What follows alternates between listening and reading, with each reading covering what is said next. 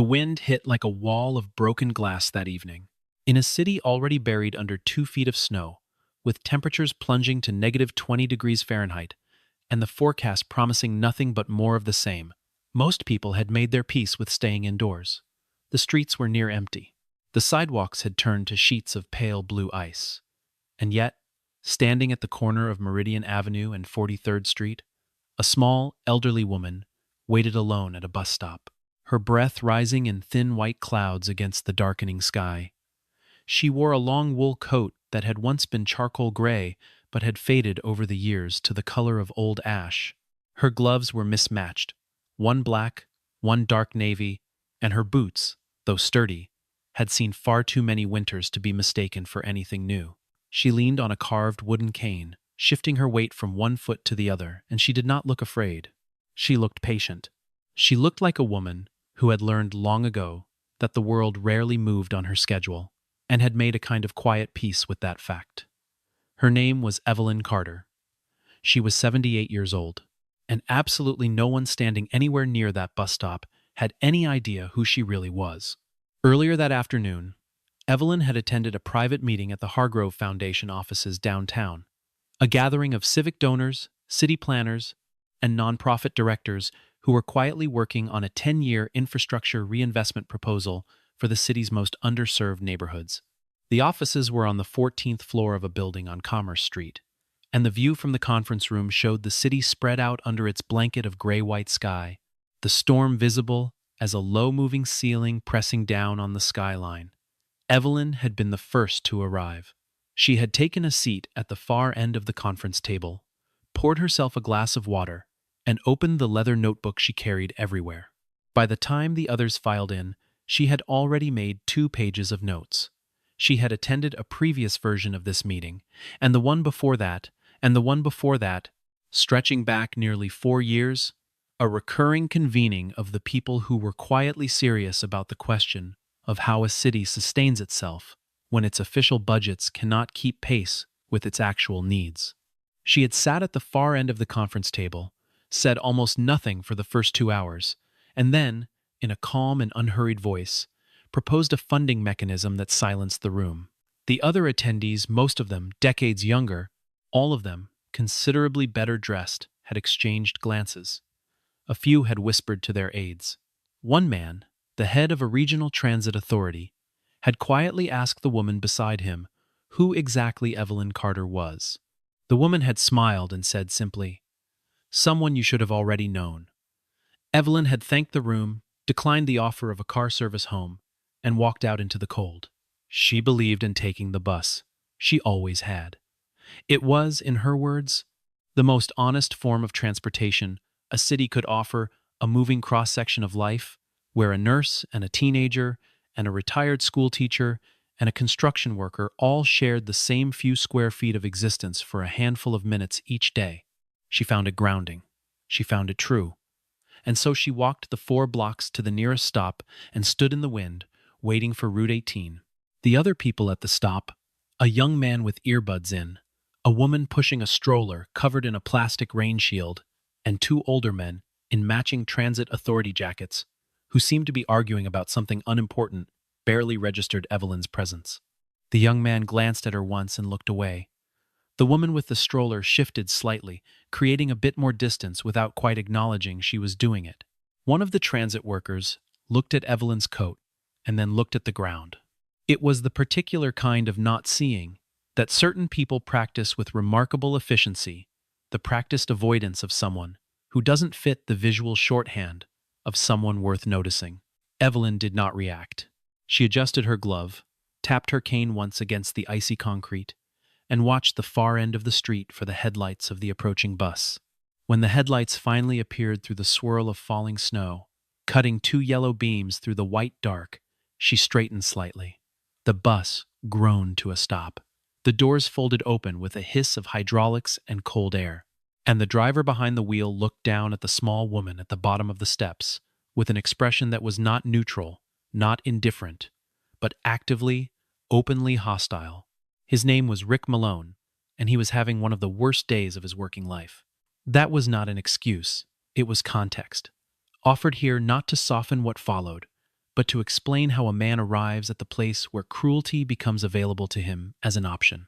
Rick was 41 years old, a transit driver of 11 years, and a man who had spent the better part of the pack out of Hawaii convinced that the world owed him more than it was delivering.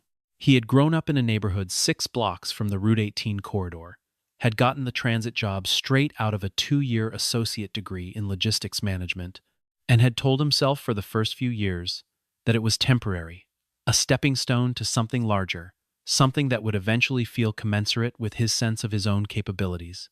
The larger thing had never materialized. The stepping stone had become the floor, and over 11 years of early mornings and late nights, and shift extensions and difficult passengers and dispatchers who gave him the thankless routes, the resentment had accumulated the way sediment accumulates in a pipe, slowly, invisibly, until one day the water stopped flowing cleanly. His shift had started 9 hours ago and was supposed to have ended 2 hours before that. A colleague had called in sick. A dispatcher had asked Rick to cover the gap, and Rick had said yes because he needed the overtime and resented the fact that he needed it. His lower back ached from the seat. His coffee thermos had cracked somewhere around the 3rd hour and leaked through his bag. He'd been cut off by a delivery truck twice and had missed a green light because a passenger hadn't moved fast enough to the rear of the bus. He was tired, and he was bitter, and he was the particular kind of angry that had no single target but was ready to land on the first available surface. When Evelyn Carter stepped up onto the first step of Route 18 and pulled her transit card from her coat pocket, she became that surface. The card reader beeped once, then twice, then showed the red indicator light that meant it had failed to read the card. Evelyn held the card steady and tried again. Red light. She turned the card over, examined it briefly. It was worn at the corners, the magnetic strip faintly scuffed from years of use, and tried a 3rd time. Rick watched all of this, with his jaw set and his eyes already telegraphing the conclusion he had decided upon before any evidence was in. "You can't ride if the card don't scan," he said. His voice was flat and certain, the voice of a man who had decided this was a confrontation rather than a technical problem. Evelyn looked at him with the calm that comes not from detachment, but from long experience with exactly this kind of moment. "The card is valid," she said. "I just loaded it this morning. The reader may need a reset." Rick's expression didn't shift. "I can't reset the reader. If the card don't work, you can't get on." The passengers already seated on the bus had gone quiet, in the particular way that people go quiet when something uncomfortable is happening, and they are privately grateful it is not happening to them. A teenage girl near the front pressed her headphones more firmly over her ears. A man in a business coat turned toward the window. No one spoke. Evelyn did not raise her voice.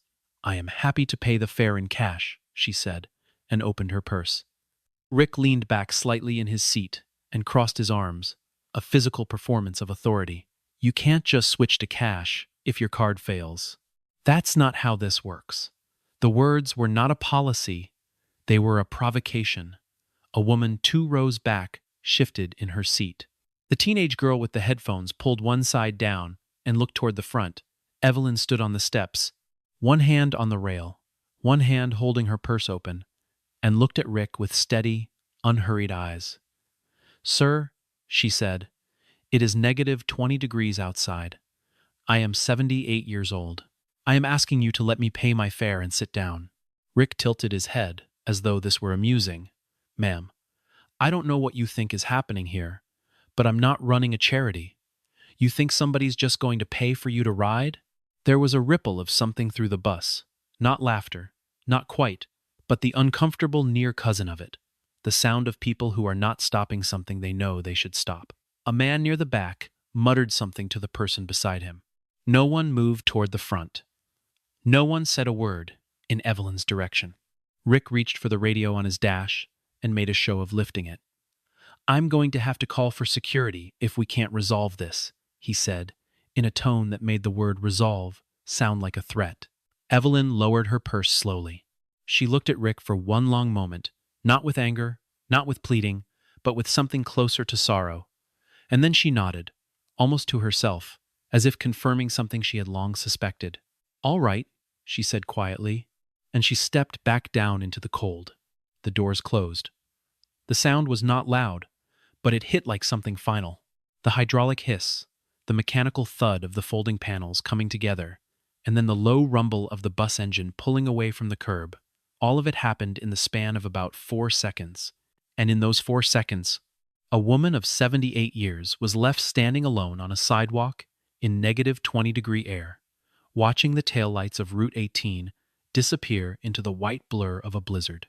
The wind came off the open stretch of Meridian Avenue with nothing to stop it, not a building, not a row of parked cars, just a wide, empty street, and the full force of the storm bearing down from the northwest. It hit Evelyn across the face and the throat, and pressed against her chest like a hand. She turned her back to it and took a step, and her cane found a patch of black ice beneath the snow and slid. She caught herself on the signpost. She steadied. She took another step. Her hands were shaking now, not from fear, not from emotion, but from cold, simple, and physical, and indifferent to every other consideration. The temperature was doing what it does. Her coat, old and thinning, was doing what it could. Neither party had any opinion about justice or dignity, or the 11-year career of a transit driver who had decided this evening to make a stand about a card reader. Inside the bus, no one said anything for almost 30 seconds. Then the teenage girl with the headphones said, to no one in particular, that was wrong. The man with the business coat continued looking out the window. Rick said nothing. He drove. He had made his decision, and he was committed to it with the stubborn certainty of a person who has confused cruelty for principle. At the next stop, 2 passengers got off. Neither of them had been sitting near the front. Neither of them had said anything while Evelyn was standing on the steps. They stepped off the bus and walked in opposite directions, and the doors closed again, and Route 18 continued its route through the storm, and none of it had anything to do with them, and they were content to keep it that way. Evelyn moved along the sidewalk one careful step at a time. She had her cane and she had her bearings, and she was 3.5 blocks from a cross street, where she knew there was a covered pharmacy entrance that would offer some shelter while she figured out her next move. She was not panicking. She had survived worse than cold, though perhaps not recently, and not at this age, and not with hands that were already moving from numb to something more alarming. She made it half a block. Then her right foot hit a slope of compacted snow where the sidewalk had been shoveled improperly, and the cane went sideways, and Evelyn Carter went down. Not hard, not dramatically, she did not cry out. She sat down on the edge of the curb in the snow, and the cold came through her coat immediately, and she sat there for a moment gathering herself, and the storm did not pause for her, and the street was empty, and the city that she had loved and served and quietly, anonymously sustained for decades, went on around her as though she were not there. A man named Douglas Webb was driving a delivery truck 3 blocks over when his route took him down Meridian Avenue. He was 37 years old, a father of 2, a man who had been making deliveries in this city for 9 years and knew its streets the way you know the face of someone you see every day, not always consciously, but with a deep familiarity that announces itself the moment something is out of place. His wipers were working hard against the snow, and he was going slowly, maybe 15 miles an hour, when his headlights swept across what he first took to be a bag of garbage left at the curb. He slowed further. He looked again. He stopped the truck. He got out in the storm and walked over to the curb and found Evelyn Carter sitting in the snow, her cane lying flat beside her, her breath coming in shallow, rapid bursts. "Ma'am," he said, crouching down. "Ma'am, can you hear me?" Evelyn looked at him. Her eyes were clear. "I heard you just fine," she said, though her voice was slower than she intended. "I just need a moment." Douglas did not wait for the moment. He called 911 with one hand, and with the other he took off his own jacket and put it across her shoulders, and he stayed crouched beside her in the wind and the snow, talking to her in a low, steady voice about nothing in particular, until the ambulance arrived 7 minutes later.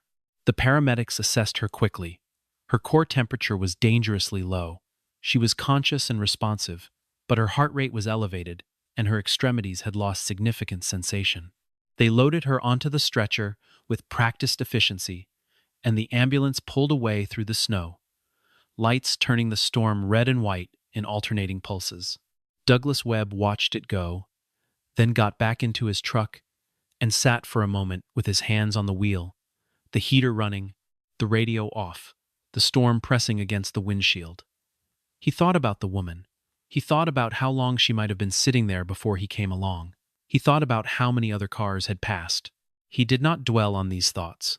They were not productive, but he held them for a moment, the way you hold something cold before you set it down. He had no idea who the woman was. He had never seen her before. He had simply seen a person in the snow and stopped. Later, when reporters would ask him about it, he would say he didn't think of it as a decision. "You just stop," he said. "That's just what you do." Meanwhile, on the other side of the city, Rick Malone was finishing the last 40 minutes of his extended shift, telling the story to another driver at a depot fuel stop near the end of the Meridian line. He told it as a story about a woman who tried to ride without paying. He told it in a tone that suggested he had done the right thing, that he had enforced the rules under difficult conditions, and that anyone who thought otherwise didn't understand what it was like to deal with passengers like that after a 9-hour shift in a snowstorm. The other driver, a quiet man named Terrence, who had been on the job for 19 years and had seen every variety of difficult situation a transit route could produce, listened without much expression.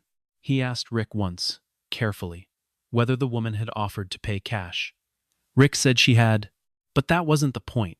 The point was that the card had failed and the procedure was the procedure, and you couldn't just let everyone start paying whatever way they felt like, or the whole system broke down. Terrence nodded slowly and looked at his coffee. He did not tell Rick what he thought, because he was a man who had learned over 19 years that certain conversations could not be forced to produce wisdom in a person who was not yet ready to receive it. He poured his own coffee and walked back to his bus. Rick poured more coffee into a styrofoam cup and felt, if not good, then at least righteous. He drove the last 40 minutes of his route in a state of flat, defensive certainty and went home, and slept without difficulty, and woke the next morning to a phone ringing with a number he didn't recognize, and a voice on the other end telling him that the Transit Authority's Director of Operations needed to speak with him immediately. At Callaway General Hospital, the emergency team worked quickly to stabilize Evelyn's temperature. An IV line, warm blankets, a heart monitor. The senior attending physician on duty, a woman named Dr. Patricia Osei, completed the initial assessment and turned to the intake nurse to begin the paperwork on an unidentified patient.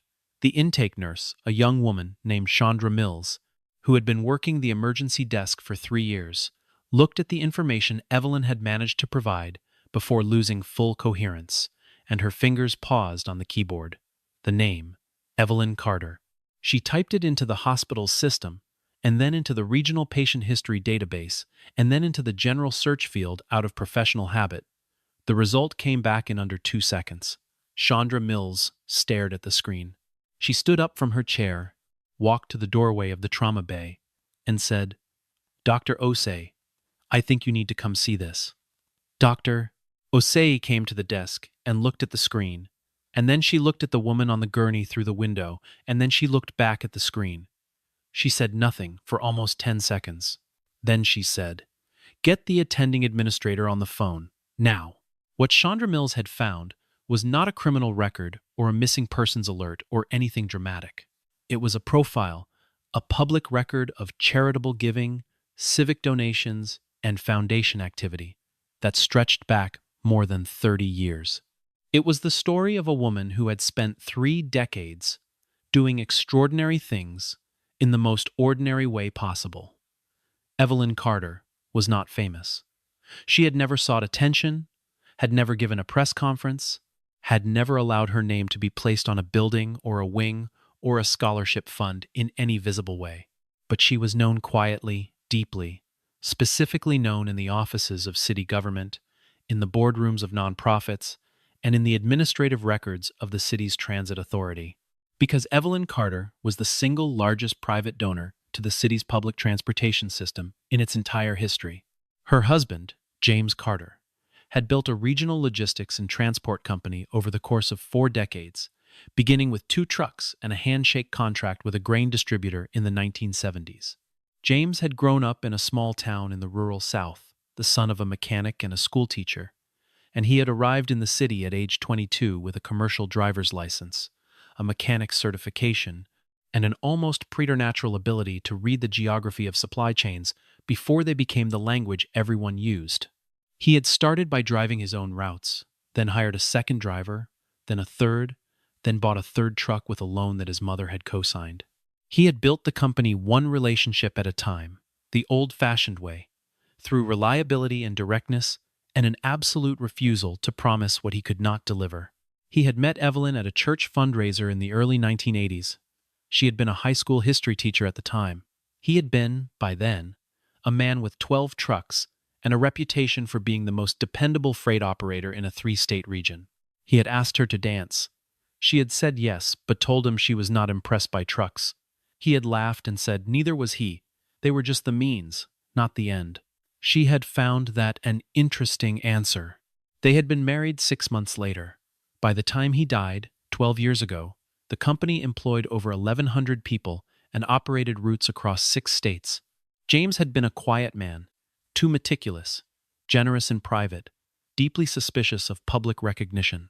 He left the company to a management trust and left most of his personal estate to Evelyn, along with a letter that, by all accounts, contained only one instruction: use it where it does the most good and makes the least noise. Evelyn had honored that instruction with an almost theological discipline. In the years following James's death, she had donated enough money to purchase and retrofit 247 transit buses for the city's public system, not through a splashy announcement or a naming ceremony, but through a series of quiet foundation transfers and equipment grants that most transit authority officials only partially understood the source of. She had funded a reduced fare program that allowed low-income riders to access the system for significantly less than the standard fare. When the city's transit authority had faced a genuine budget crisis 8 years prior, one that would have resulted in the elimination of a dozen routes serving the city's poorest neighborhoods, it was Evelyn's foundation that had provided the emergency bridge funding that kept the system operational. The officials involved had been sworn to discretion. Evelyn had insisted on it. She did not want a parade. She did not want a plaque. She wanted buses that ran. She wanted the woman who cleaned office buildings at 5 a.m. to be able to get to work.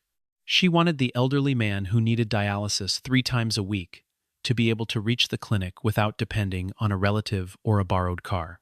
She wanted the teenager who was the first in her family to attend college to be able to make it to campus and back every day without the journey itself becoming an obstacle. These were not abstract policy goals for Evelyn Carter. They were the names of people she had actually met on actual buses over the course of a life spent riding the routes she had helped to fund. She knew the 43rd Street line. She knew the crosstown Meridian route. She knew exactly which stops were underlit and which shelters leaked because she had stood in them. She had taken notes. She had sent those notes to foundation staff with precise, pointed observations and no drama. She had, on several occasions, sat down next to transit operators at the end of their shifts in the depot cafeteria and asked them, just as a matter of curiosity, what they thought could be improved. She had introduced herself only as Evelyn. No one had asked more than that. Now she was in a hospital bed with hypothermia, brought there because a driver on a route her money had helped purchase had decided she was not worth the courtesy of a warm seat. The information did not stay inside the hospital. It could not. Too many people had seen the report. Too many staff members had connections to the transit authority. By 9 o'clock that evening, the story had reached the desk of Deputy Mayor Carolyn Ashford, who had worked with Evelyn's foundation directly and understood immediately what had happened.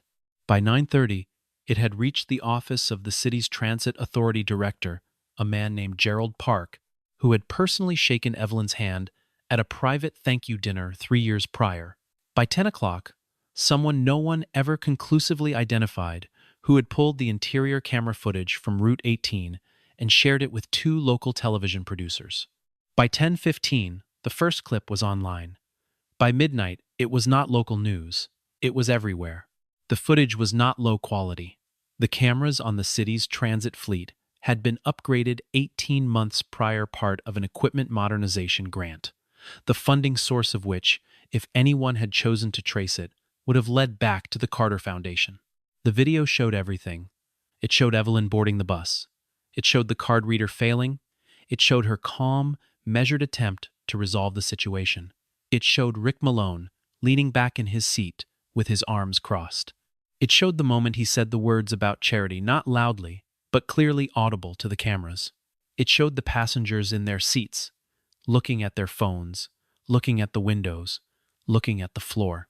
It showed Evelyn's face when she nodded to herself, that small, sorrowful nod, and stepped back down into the cold. It showed the doors closing. It showed the bus pulling away. It showed, for 3 seconds before the camera angle shifted, the small, dark figure of a woman standing alone in the snow as Route 18 disappeared around the corner. News producers ran the footage in full, with almost no editing. There was nothing to editorialize. The images did the work themselves. A clip of the moment Rick said, "You think somebody's going to pay for you to ride?" was extracted and circulated widely, stripped of even the minimal context that surrounded it. Comment sections and public forums filled with reactions that ranged from grief to fury. A woman who had been on the bus that evening, a physical therapist named Margaret Holloway, who had been sitting 4 rows back, gave an interview the following morning in which she described what it had been like to sit there and do nothing. She did not try to excuse herself. "I kept thinking someone else would say something," she said, "and nobody did, including me." Her honesty earned her more respect than most of the angry voices insisting they would have done differently. The Transit Authority convened an emergency session at 7 in the morning. Director Gerald Park had not slept. The session lasted 2 hours and 40 minutes, during which the footage was reviewed 4 times. Multiple witnesses gave accounts, and Rick Malone's service record was examined in detail. Rick had been called in the night before and was present at the session with a union representative.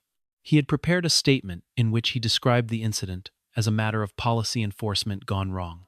He cited the card reader malfunction, the pressure of an extended shift, the stress of operating in severe weather conditions. His union representative read the statement in a measured voice.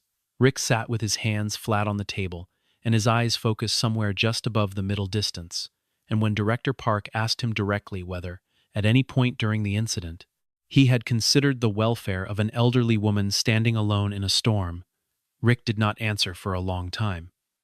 Then he said, "I was following procedure." Park looked at him for a moment. Then he turned to the panel and said, "I think we all know what we're doing here." Rick Malone was suspended without pay, effective immediately, pending a formal conduct review. The review concluded 9 days later. He was terminated. The Transit Workers Union, which had initially indicated it might contest the dismissal, withdrew from that position after viewing the full unedited footage a second time. The union's local president issued a statement saying that the organization stood for the rights of workers but not for the mistreatment of passengers, and that the video evidence left no basis for a procedural defense. Rick's attorney made noise in the local press about wrongful dismissal and the rights of shift workers, but the noise faded quickly. There was no legal action. There was only the slow, unavoidable collapse of a reputation in a city where everyone now recognized his face, and the knowledge, which Rick Malone would carry for the rest of his life, that a camera had recorded exactly what he had chosen to do. Evelyn Carter spent 4 days in the hospital. Her hypothermia responded to treatment. Her cardiovascular system, which her doctors had worried about given her age and the severity of the exposure, stabilized by the second morning. She was moved from the critical care unit to a recovery room with a window that looked out over a courtyard where a few bare-branched trees stood against the gray winter sky. She slept more than she was accustomed to, which she found irritating. She ate hospital food, which she found acceptable. She answered questions from her doctors with the same precise, unsentimental attention she brought to everything, describing her symptoms and sensations accurately and without drama. Dr.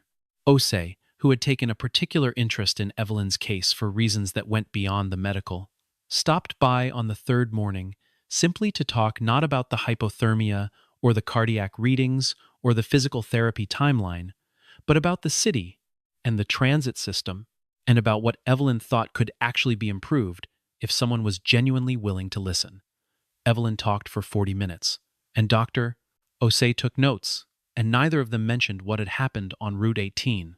She was moved from the critical care unit to a recovery room, where she received a small number of visitors, her niece, a woman named Diane, who flew in from Atlanta and spent most of the first day sitting very quietly beside the bed and holding Evelyn's hand. A representative from the mayor's office, who came on the second day and left quickly when Evelyn expressed polite but clear disinterest in any official gesture of apology. A young transit authority employee who arrived unannounced on the third day introduced himself as Marcus, said he had worked on the maintenance crew for the past 6 years, and told Evelyn that a lot of people in the depots knew about her foundation's role in keeping the system running, even if they hadn't been supposed to, and that he wanted to say thank you. He was 24 years old, and he looked like he might cry. Evelyn told him to sit down, and they talked for almost an hour, and she asked him about his work and what he thought about the vehicles, and whether the new diagnostic systems were actually making maintenance easier or just more complicated, and he left feeling, somehow, that he had been the one given something. On the fourth day, Diane pushed Evelyn in a wheelchair to a small meeting room where a group of reporters had gathered. Evelyn had agreed to a brief statement on her own terms, with no moderator and no prepared questions. She sat in the wheelchair with a blanket across her knees and looked at the reporters for a moment before speaking, and the room was very quiet. She said that she was grateful to be alive. She said she was grateful to the man who had found her in the snow. She referred to Douglas Webb by name and asked the people thank him. She said that she did not wish to discuss Rick Malone extensively, and that she bore him no personal malice, and that she hoped he would find his way to a better version of himself, whatever that required. She said that the most painful part of the whole experience was not the cold, and not the fall, and not the 4 days in the hospital. The most painful part, she said, was the memory of all those faces on the bus, all those people who had seen what was happening and had found a way to look somewhere else. "We have built machines," she said, "that can move 100 people from one side of a city to the other in 20 minutes. But we have not yet built anything that makes it easier for one person to stand up for another." She paused for a moment and looked down at her hands. "The value of a city," she said, "is not measured by the buildings it raises.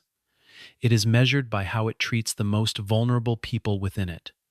Every single one of us, at some point in our lives, will be the person standing in the cold. The only question is whether anyone is going to open the door." The room was silent for a beat, longer than rooms usually stay silent after someone stops speaking. Then someone started to clap, and then everyone did, and Evelyn Carter looked up with an expression that was not triumphant and not self-satisfied, but simply, quietly, moved. She had not wanted this. She had never wanted any version of this. She had wanted to ride the bus home in the snow. She had wanted to sit by the window and watch the city go by, and get off at her stop and walk the half block to her front door and make tea. She had wanted to be ordinary. She had been ordinary all her life, with extraordinary amounts of money and an extraordinary quality of intention.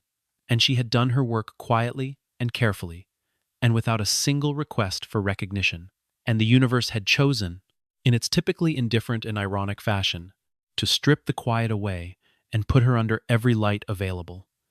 She accepted this with the same grace she had brought to everything else, but she did not mistake the attention for the point. In the weeks that followed, Evelyn worked with her foundation and with the city's transit authority on a series of initiatives that she had been considering for some time, but that now moved forward with a speed that reflected the moment's particular energy. A comprehensive training program was developed for all transit authority employees, not a simple customer service module, but a genuine curriculum built around human dignity, de-escalation, and what one of the program's designers described as the ethics of shared space. It was mandatory for all drivers, dispatchers, and supervisory staff. Its development was funded entirely by the Carter Foundation. A supplemental support fund was established specifically for elderly and disabled riders, a program that provided transit cards pre-loaded with 3 months of fares distributed through senior centers, community health clinics, and social service organizations across the city. This too was funded by the foundation and administered quietly, with no fanfare and no press release. And Evelyn renewed and expanded the general operating grant to the transit authority that she had been quietly maintaining for over a decade, this time at a higher level, with a specific allocation for expanded service on routes serving the city's lowest income neighborhoods. The routes that, in times of budget pressure, were always the first to be cut. There was, in addition to all of this, one more thing. The City Council, in a session that drew an unusually large gallery of observers, voted unanimously to rename the Central Transit Hub that served as the connection point for 11 of the city's major bus routes. The hub had been built partially on land donated by the Carter Foundation years earlier, and partially with equipment funded by the same source, though the original naming had been generic. It had been called the Midtown Transit Center for as long as anyone could remember. The new name, approved without opposition and with no dissent, was the Evelyn Carter Transit Center. A ceremony was held on a clear morning in late spring, when the last of the winter's extraordinary snowfall had finally melted and the trees along Meridian Avenue were in early bloom. A crowd of several hundred people gathered in the plaza outside the hub. There were city officials and nonprofit leaders and transit workers in their uniforms and ordinary riders who had simply come because they wanted to be there, because they had ridden these routes for years or decades and understood, more viscerally than any policy statement could convey, what it meant for the system to have survived, what it meant for someone to have believed in it enough to sustain it quietly and at great personal cost for 30 years. A small brass ensemble played. Children from a nearby elementary school, whose principal had organized a field trip on the grounds that civic history was classroom-worthy, stood in 2 rows near the front of the crowd and looked at everything with the focused, evaluating attention of people encountering the world for the first time and filing it carefully away. Several of the drivers who had worked the Meridian corridor for years stood together at the edge of the plaza in a loose group, some of them in uniform, some off-duty and in street clothes, and all of them with an expression that was somewhere between pride and something harder to name, the recognition, perhaps, that their work had mattered in ways they had not fully understood until now, and that the understanding came with both gratitude and a complicated kind of grief for the years when the understanding had been absent. Evelyn arrived in a car this time, not a limousine, but a plain, dark sedan driven by her niece Diane. She got out of the car and stood in the spring sunlight with her cane and her good coat, the charcoal one, newly repaired, and looked at the sign above the entrance to the hub. The letters were clean and clear. Evelyn Carter Transit Center. She stood there for a long moment. She looked at the sign. She looked at the buses pulling in and out through the bays behind the building, the new fleet, the clean lines, the routes painted on their sides, in bright, consistent colors. She looked at the people coming and going through the doors, rushing, pausing, looking at phones, holding children by the hand, loading bags onto their shoulders, living their unremarkable and irreplaceable lives. She looked at all of it for a long moment. Then she smiled, turned to Diane and said, "It's a good day to take the bus," and they went inside. The story of Evelyn Carter spread far beyond the city where it had begun. It was written about and discussed in contexts ranging from transit policy journals to opinion columns to ethics courses in schools and universities. People used it as a parable about assumption, about dignity, about the gap between what we imagine we know about a person and what is actually true. Rick Malone, for his part, moved away from the city about 8 months after his termination. He was reported to be working in a warehouse distribution center in a neighboring state. No one involved in the story had any interest in following that thread further, and he did not speak publicly about what had happened. Douglas Webb, the truck driver who had stopped his vehicle in the storm and called for help, was quietly honored by the Carter Foundation with a recognition gift, not a large sum, but a meaningful one, accompanied by a handwritten note from Evelyn herself that he kept, framed, on a shelf in his kitchen. Margaret Holloway, the physical therapist who had sat on the bus and said nothing, and then said so publicly, became involved in a community organizing effort around transit equity and accountability that grew, over the following 2 years, into something genuinely consequential. She said, more than once, That it was Evelyn's honesty about the faces on the bus, not the incident with Rick, but the faces that had moved her most. She didn't call us monsters, Holloway said. She just told the truth about what it cost us to stay quiet. And that was harder to ignore than anything else she could have said. Evelyn Carter returned to her routines in the weeks after the ceremony. She attended meetings. She reviewed grant proposals. She rode the bus. She was recognized occasionally. Now someone would look up from a phone screen and do a small double take, or a driver would catch her eye in the mirror with an expression that was somewhere between professional courtesy and genuine warmth.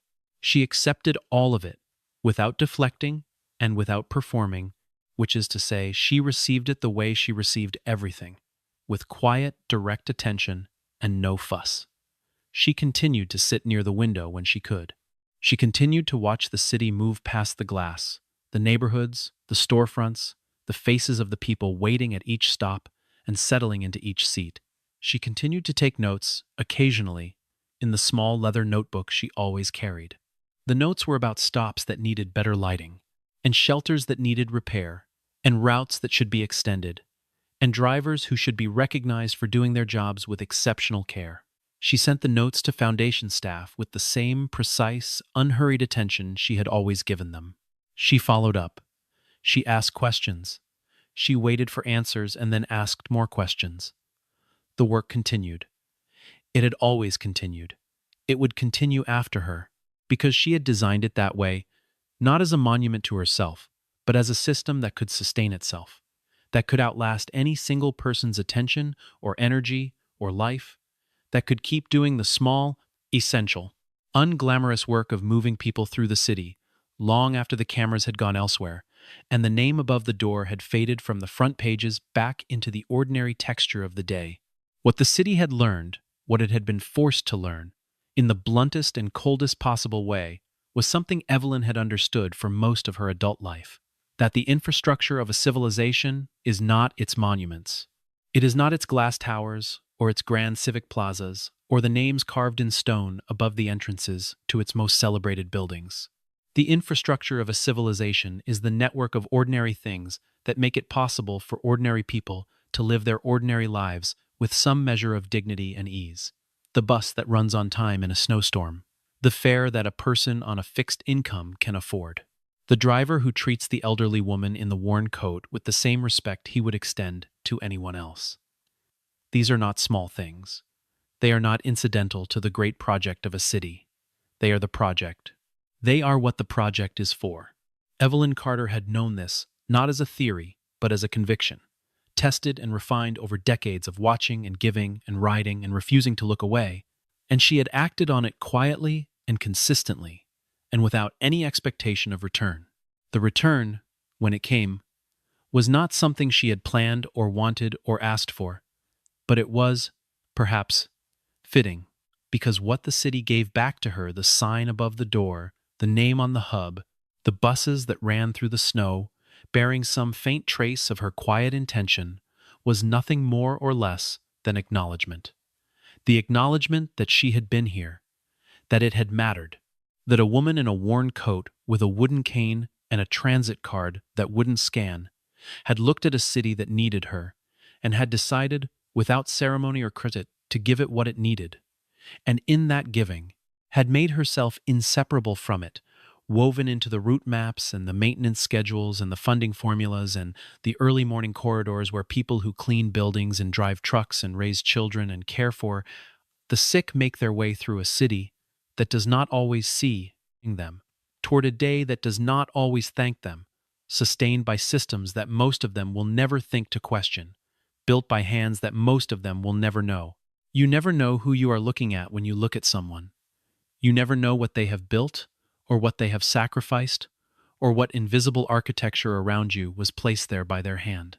The man who looked past her at the bus stop. The passengers who found the window more interesting than a woman being humiliated 3 feet away. The driver who mistook a card reader malfunction for a moral test and chose the wrong answer. None of them knew.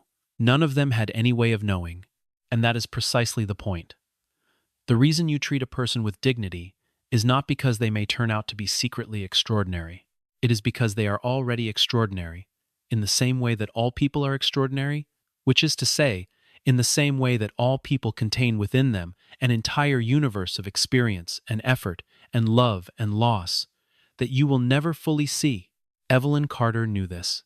She had lived it. She had tried, in her careful and unglamorous and enormously effective way, to build a city worthy of the people inside it. And when the storm came and the doors closed and the cold moved in, she had sat in the snow with a dignity that no weather and no cruelty could touch and waited for someone to stop. Someone did. Someone always does, eventually. The question is whether it takes a blizzard or whether we learn to stop before it comes to that.